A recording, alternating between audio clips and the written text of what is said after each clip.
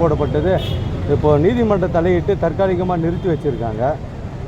நிர்மலா சீதாராமன் நிதியமைச்சர் அவருடைய பதவியை பயன்படுத்தி பாரதிய ஜனதா கட்சிக்கு தேர்தலுக்கு நிதி திரட்டுவதற்கு தேர்தல் பத்திரம், அதாவது தொழிலதிபர்களை மிரட்டி பண வசூல் செய்திருக்கிறார்கள். அவர் மட்டுமல்ல, நட்டா, அமலாக்கத்துறை போன்ற அமைப்புகளும் இதில் பயன்படுத்தப்பட்டிருக்கிறது.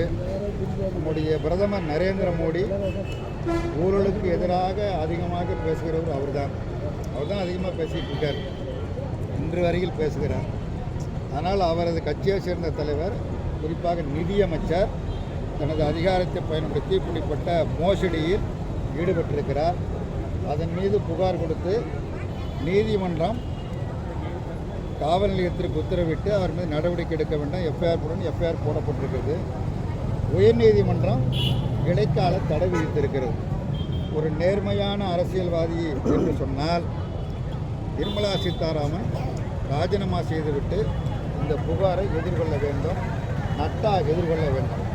அதேபோல் இந்த அமலாக்கத்துறை என்கிற துறை ஒரு சுதந்திரமான அமைப்பு, சுயேட்சையான அமைப்பு, யாருக்கும் கட்டுப்பட்ட அமைப்பு அல்ல, அரசியலமைப்பு சட்டத்தால் உருவாக்கப்பட்ட அமைப்பு.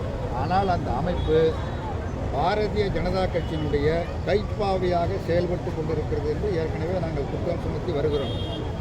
இன்றைக்கு இந்த வழக்கில் அமலாக்கத்துறையும் பயன்படுத்தப்பட்டது என்று புகார் வந்திருக்கிறது.